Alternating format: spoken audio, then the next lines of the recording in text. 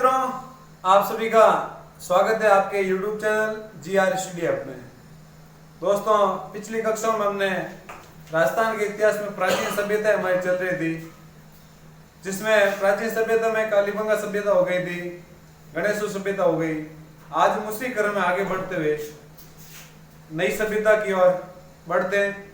इनका किसने उत्खनन किया, सर्वप्रथम किसने प्रकाश में लाए, और मैं आपसे आशा करता हूं कि जो ये राजस्थान की प्राचीन सभ्यता चल रही है उसमें राजस्थान पुलिस में कम से कम आपके 3 नंबर के क्वेश्चन आपके 101% है। यानी आपकी सभ्यता यदि आपके पूरा कॉन्सेप्ट क्लियर हो जाता है तो आपके 3 नंबर आपके कोई रोकने वाला नहीं है। और ये कॉन्सेप्ट कौन करेगा? ये GR स्टडी हब आपका ये कॉन्सेप्ट क्लियर करेगा। तो आप हमारे वीडियो के अंत तक बने रहे। हम आज शुरू करते हैं प्राचीन सभ्यताओं में। सबसे पहले आते हैं हमारी नेक्स्ट जो सभ्यता होती है उसमें नगरीय सभ्यता।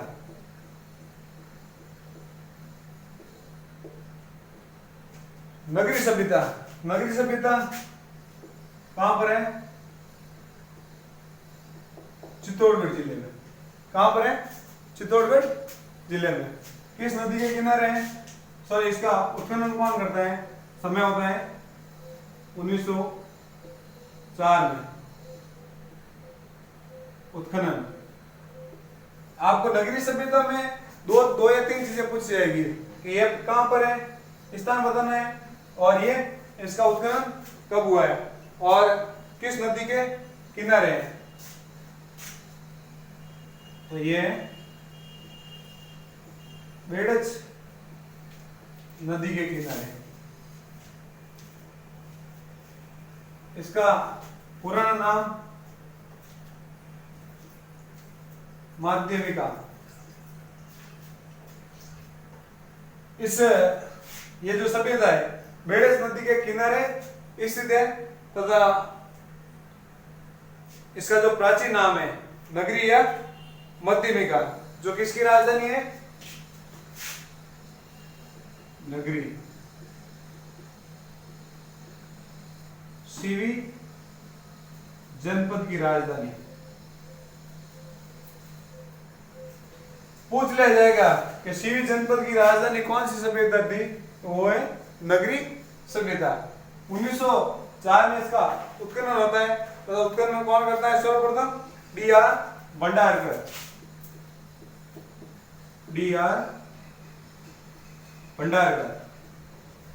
तो नगरीय सभ्यता कहां पर है?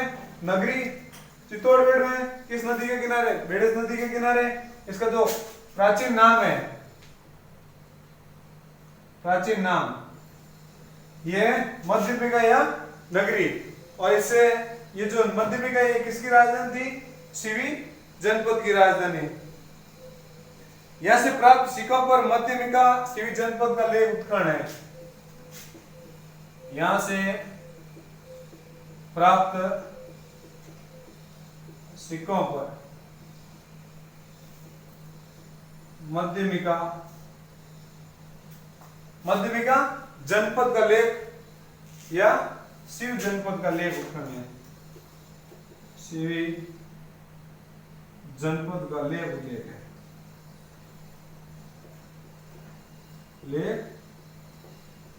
उल्लेख है।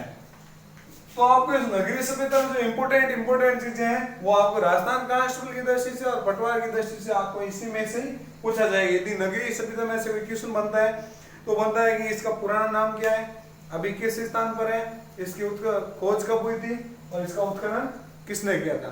तो नगरीय सभ्यता कहां है? चित्तौड़गढ़, बेड़च नदी के किनारे। पुराना नाम है मध्यमिका या नगरी। जो मध्यमिका है वो सीवी जनपद की राजधानी थी। और यहाँ से प्राप्त सिक्कों पर मध्यमिका सीवी जनपद का लेख उल्लेख मिलता है। और इसका उत्खनन हमें कब होता है? 1904 में। कौन करता है? DR भंडारकर। अब हमारी जो नेक्स्ट सभ्यता है वो है भागौर। कौन सी है? भागौर। देखो, हमें इन सभ्यताओं पर PhD नहीं करनी है, आपको एग्जाम क्लियर करना है। तो मैं आपको एग्जाम की दृष्टि से जो उपयोगी चीजें हैं वही आपके सामने रख रहा हूं। बाकी नगरी सभ्यता में बहुत सारी चीजें मिलती हैं हमें वर्णन करने के लिए कि वहां से मंदिर मिले हैं जो वैष्णव संप्रदाय का सबसे पुराना मंदिर है। इस प्रकार की बातों से हमें कोई लेना देना नहीं है। बागोर, बागोर कहाँ है? भीलवाड़ा। बागोर, बागोर भीलवाड़ा किस नदी के किनारे है? कोठारी नदी के किनारे। फिर जो बागोर सभ्यता है वो भीलवाड़ा डिस्ट्रिक्ट के बागोर स्थान पर विकसित हुई है और ये कोठारी नदी के किनारे है। इसके उत्खननकर्ता कौन कौन है? डॉक्टर वीरेंद्र नाथ मिश्रा उत्खनन करता। दो उत्खनन करता आते हैं, डॉक्टर वीरेंद्र नाथ मिश्रा और दूसरा आता है एलएस लेस्निक। दो उत्खनन करता आते हैं, डॉक्टर वीरेंद्र नाथ मिश्रा तथा एलएस लेस्निक। यहां से जो मुख्य चीजें मिलती हैं कि यहां से जो बागोर सभ्यता से जो मिलते हैं वो सेम टू सेम यहां से आहार सभ्यता से संबंधित अवशेष मिलते हैं। लेकिन यहां से देखो बागोर सभ्यता कहां पर है? भीलवाड़ा। भीलवाड़ा का ये किस नदी के किनारे है? कोठारी नदी के किनारे। उत्खननकर्ता कौन कौन से हैं? डॉक्टर वीरेंद्र नाथ मिश्रा और एलएस लेस्निक। आर्य सभ्यता के समय यहाँ अवशेष यहाँ प्राप्त होते हैं। राजस्थान में कृषि और पशुपालन के जो सबसे प्राचीनतम प्रमाण है, राजस्थान में कृषि तथा पशुपालन के सबसे प्राचीन प्रमाण यही से मिलते हैं। यानी राजस्थान में जो सभ्यता विकसित हुई उनमें सबसे प्राचीन कृषि और पशुपालन के जो प्राचीन प्रमाण मिले हैं वो हमें यहीं से प्राप्त होते हैं। और यहाँ पर एक चीज और मिलती है बागोर से, काफी बार क्वेश्चन पूछा गया है, महासतियों का टीला। वेरी इंपोर्टेंट करके देख लेना कि महासतियों का टीला हमें किस सभ्यता से मिलता है? वो है बागोर सभ्यता से। अब इसमें बाद में पढ़ेंगे रेड सभ्यता। तो बागोर कहाँ है? भीलवाड़ा। कहां पर है? भीलवाड़ा। किस नदी के किनारे? कोठारी नदी के किनारे। अब इसके उत्खननकर्ता कौन कौन है? डॉक्टर वीरेंद्र नाथ मिश्रा, एलएस लेस्निक। काफी बार पूछा गया है कि बागोर सभ्यता के उत्खननकर्ता कौन कौन से हैं। आपको दो नाम है, इन दोनों नाम में से एक नाम देखना है। यहाँ से आर्य सभ्यता से संबंधित अवशेष मिलते हैं, यानी आर्य सभ्यता के समय या समकालीन अवशेष यहाँ से प्राप्त होते हैं। और राजस्थान में जो कृषि तथा पशुपालन के जो सबसे प्राचीन प्रमाण मिलते हैं वो इस बागोर सभ्यता से मिलते हैं। और इससे भी ज्यादा इंपोर्टेंट यहाँ जो टीला मिल रहा है उसे हम महासत्यों का टीला भी कहते हैं। अब हम बात करेंगे आगे अगली सभ्यता, रेड सभ्यता।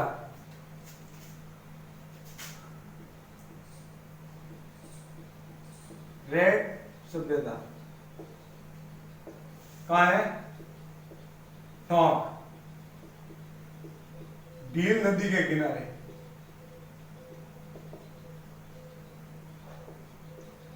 उत्खननकर्ता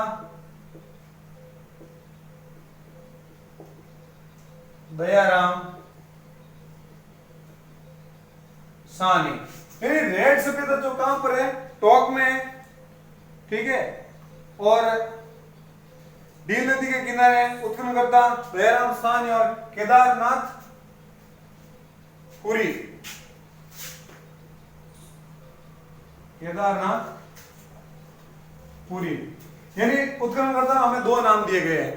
दो नाम में से कोई भी आपको एग्जाम में पूछ लिया जाएगा कि इसमें हमें जो इंपोर्टेंट हमें तीन चीजें मिलती हैं कि मानव गणराज्य के सिक्के मिले हैं। सबसे पहले मानव गणराज्य के सिक्के। और दूसरी इंपॉर्टेंट चीज क्या मिलती है हमें, वो है चांदी के पंचमार्क सिक्के। चांदी के पंचमार्क सिक्के, यानी कोई एक दो सिक्का नहीं, समथिंग 3075 सिक्के।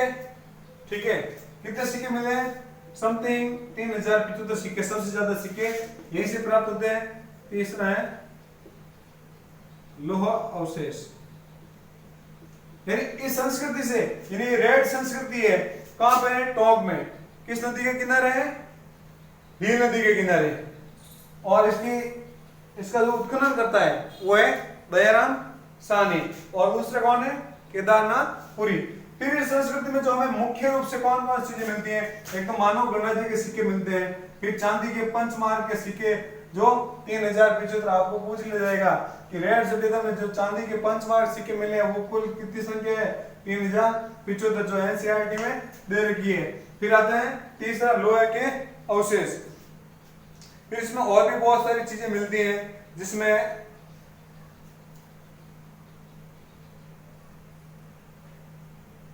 और इस संस्कृति में जो भारत में अब तक जितनी भी सभ्यताओं की खोज हुई उसमें सबसे ज्यादा चांदी के सिक्के वेरी इंपॉर्टेंट करके बोल।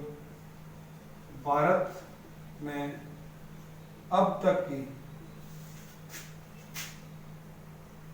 सबसे ज्यादा चांदी के पंचमार्क के सिक्के यहीं से मिलते, यानी एशिया ही नहीं बल्कि राष्ट्र भारत की अब तक की जो सभ्यता का खोज हुआ है या सभ्यता की खोज की गई है उसमें सबसे ज्यादा पंचमार्क के सिक्के हमें यही मिलते हैं। फिर इसमें नेक्स्ट सभ्यता आती है हमारी रंगमहल सभ्यता। कौन सी, रंगमहल सभ्यता। तो भारत में सबसे ज्यादा सिक्के किस सभ्यता से मिले, वो रेड से। चांदी के पंचमार्क टोटल कितने सिक्के थे, 3075। मानव गणराज्य के सिक्के हमें कहां से प्राप्त होते हैं, रेड सभ्यता से। कहां पर है ये, टोंक। किस नदी के किनारे है, किस नदी के किनारे है, नील नदी के किनारे। उत्खनन करता कौन कौन है, दयाराम साहनी।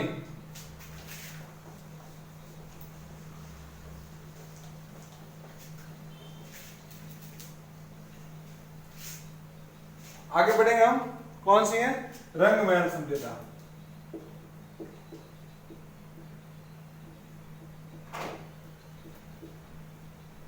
रंगमहल सभ्यता वर्तमान में कहां पर है, हनुमानगढ़ जिला। कौन सी नदी, घग्गर या सरस्वती नदी के किनारे। देखो, घग्गर या सरस्वती नदी के किनारे कालीबंगा सभ्यता भी विकसित हुई थी। और एक है रंगमहल सभ्यता, वो जो कहां पर वर्तमान में, हनुमानगढ़ में। इसमें योधो गणराज्य का राजमहल राजधानी थी इसकी। ये जो योधो गणराज्य का राजमहल, रंगमहल,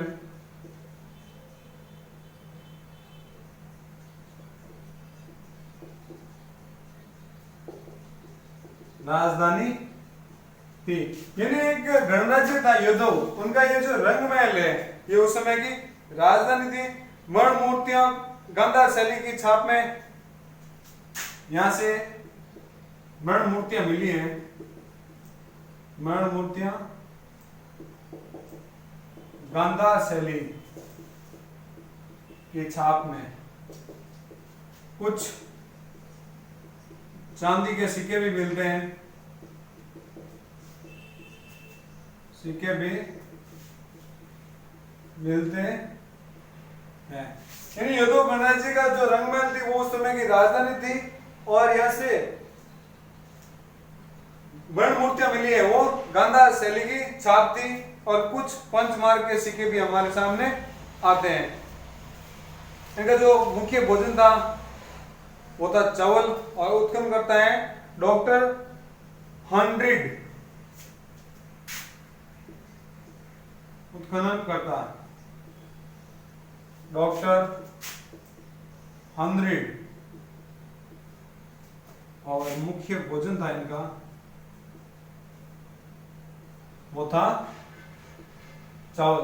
यानी रंगमहल सभ्यता के बारे में जब क्वेश्चन बनेंगे ना, तो आपको या तो हनुमानगढ़ के बारे में पूछेंगे, या किस स्थान पर है, किस नदी के किनारे है, या फिर आपको गांधार शैली की छाप की मरण मूर्तियां किस सभ्यता से मिलती है, वो है रंगमहल से। और यहाँ का उत्खननकर्ता के बारे में पूछ लिया जाएगा कि डॉक्टर हंड्रिड यहाँ का इसने उत्खनन किया था। इनका मुख्य भोजन है चावल, और यहाँ पर कुछ चांदी के सिक्के भी मिलते हैं, ठीक है। गांधार शैली की छाप से मरण मूर्तियां भी मिलती है, ठीक है। और ये रंगमहल था जो पहले योधन गणराज्य था, उनकी ये राजधानी थी। अब हम इसी क्रम में आगे बात करें। आज हमारी सभ्यताएं लगभग हम पूरी कर लेंगे, ठीक है ना। फिर हम कल से हम पढ़ेंगे राजस्थान का जो इतिहास है, जिसमें चौहान वंश है, गुर्जर प्रत्याहार है, मेवाड़ है, मारवाड़ है, ठीक है ना।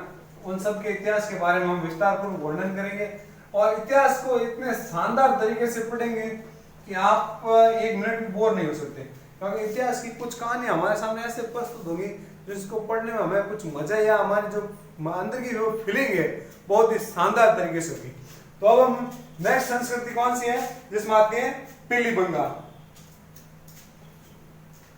कौन है पीलीबंगा? पीलीबंगा कहां पर है? यही हनुमानगढ़ में। कौन सी नदी है? घग्गर नदी या सरस्वती नदी। यहां जो मिलता है वो हमें मिलता है सिंधु सभ्यता के अवशेष, ठीक है। सिंधु सभ्यता के अवशेष मिलते हैं यहां से, अवशेष। फिर एक विशेष प्रकार का घड़ा, विशेष प्रकार का घड़ा, ठीक है। और बाबा रामदेव जी का मंदिर यहां मिलता है।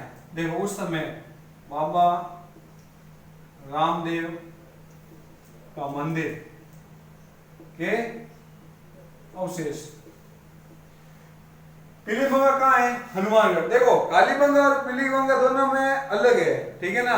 आप ये उनको एक मत समझ लेना कि कालीबंगा अलग है, और मतलब कालीबंगा और पीलीबंगा दोनों एक ही है, आप उसको एक मत समझना। ये हनुमानगढ़ में हो गया, हनुमानगढ़ में घग्गर नदी उसी के किनारे है, ये उसी। लेकिन यहाँ से जो अवशेष मिलते हैं वो सिंधु का सभ्यता के अवशेष मिलते हैं, और विशेष प्रकार का एक घड़ा मिलता है। सबसे इंपॉर्टेंट चीज पीलीबंगा सभ्यता का कि यहाँ से विशेष प्रकार का घड़ा मिलता है, तथा बाबा रामदेव का मंदिर के अवशेष भी यहाँ से प्राप्त होते हैं हमें। अब हमारी नेक्स्ट सभ्यता होगी वो होगी बैरट, जो अर्जुन की गंगा। किस नदी को कहते हैं? बाण गंगा, जिसे हम अर्जुन की गंगा भी कहते हैं। बैरट सभ्यता या विराटनगर सभ्यता, बैरट सभ्यता या विराटनगर। कहां पर है ये संस्कृति? कहां विकसित हुई है? ये जयपुर। बैरट सभ्यता कहां विकसित हुई है? जयपुर में, ठीक है। और किस नदी के किनारे है? बाणगंगा या काला नदी के किनारे। इस बाणगंगा को क्या कहते हैं? अर्जुन की गंगा। यानी कहा जाता है जो महाभारत के काल में जब एक बार तीर चलाया था अर्जुन ने उस स्थान पर, तो वहां से नदी उत्पन्न हो गई थी। उस आधार पर इस बाणगंगा को हम अर्जुन की गंगा कहते हैं। इस सभ्यता से हमें क्या क्या मिलता है? इसका उत्खनन होता है 1936 से 37 के बीच में। उत्खनन करता। 1936 से 37 कौन करता है? राय बहादुर। कौन करता है? राय बहादुर दयाराम साहनी। राय बहादुर दयाराम साहनी इनका उत्खनन करता है। कब करते हैं?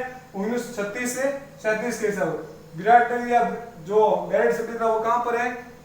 जयपुर में। इस नदी के किनारे बाणगंगा या ताल नदी के किनारे। अब इस संस्कृति से जो महत्वपूर्ण रूप से क्या क्या मिला है, ठीक है, वो हम बताएंगे आगे। हम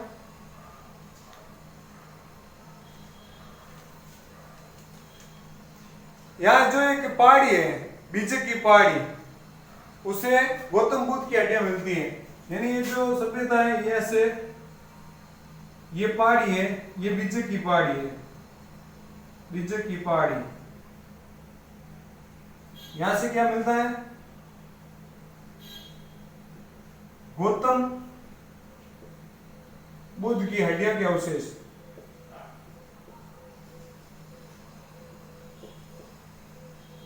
अवशेष तो आपको पूछ लिया जाएगा कि गौतम बुद्ध की हड्डियों के अवशेष किस सभ्यता से मिलते हैं?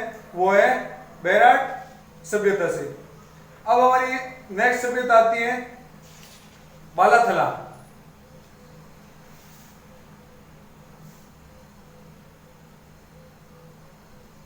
जो कहां पर है? उदयपुर में। बेरठ सभ्यता कहां पर है? जयपुर में। किस नदी के किनारे? बाण नदी के, बाण गंगा के किनारे, ठीक है। इस बाण गंगा को हम अर्जुन की गंगा भी कहते हैं। कहा जाता है कि अर्जुन ने तीर चलाया था और उस तीर से जब नदी एक धारा उत्पन्न हुई थी, उसे अर्जुन की गंगा कहते हैं। उत्खनन कब हुआ था इसका? 1936-37 में। किसने किया था? राय बहादुर दयाराम साहनी ने किया था। और यहाँ एक गौतम बुद्ध की हड्डियों के अवशेष किस पहाड़ी से मिलते हैं? बीजक की पहाड़ी से। अब हमारी जो संस्कृति नेक्स्ट है बालातला। बालातला में हमें 4 प्रकार के अवशेष मिलते हैं। बालातला कहां पर है? उदयपुर में। कहां है? उदयपुर में। किस स्थान पर है? वल्लभनगर तहसील। वल्लभनगर तहसील में, ठीक है। यहां से हमें 4 अवशेष मिलते हैं। जैसे ये बालाथला है, ठीक है ना, और यहां से हमें 4 अवशेष मिलते हैं ऐसे, ठीक है ना। तो सबसे पहला अवशेष एक तो आता है बुना हुआ वस्त्र, ठीक है, कंकाल। यहां से आता है बुना हुआ वस्त्र, कंकाल, गाय व बैल की मृण मूर्तियां। तीसरा आता है, चौथा आता है इसमें लोहा,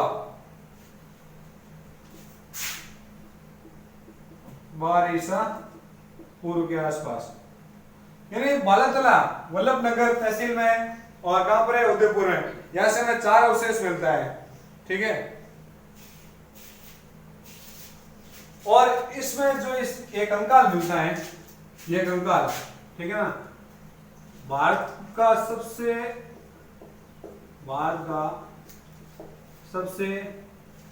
पहला कुष्ठ रोग का प्रमाण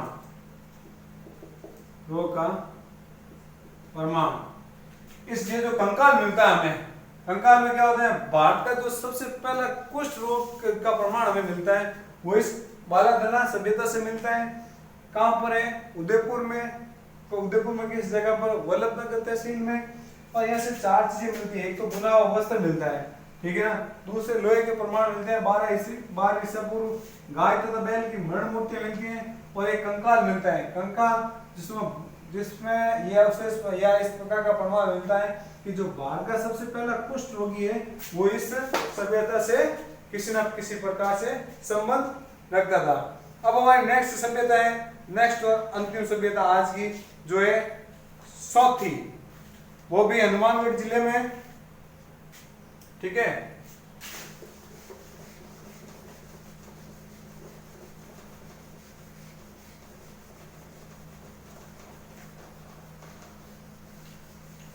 कौन सी सभ्यता हमारी? बालाकला। कहाँ पर है? उदयपुर। 4 चीजें मिलती हैं, एक तो कंकाल मिलता है जिसके आधार पर हम कह सकते हैं यहाँ जो भारत का प्रथम कुष्ठ रोगी का प्रमाण यहाँ से मिलता है, इस सभ्यता से। वेरी इंपॉर्टेंट करके लिखना, पूछ लिया जाएगा एग्जाम में। देखो आरपीएससी का कोई भरोसा नहीं है, आप ये सोच के बैठे होंगे कि ऐसे क्वेश्चन थोड़ी पूछ लेते हैं। अरे कभी कभी आरपीएससी का दिमाग सटक जाता है ना, तो ऐसे क्वेश्चन पूछते हैं, क्योंकि वो उनको अक्सर पता होता है कि अब कालीबंगा सभ्यता तो हर किसी को पता है, कालीबंगा है, ठीक है।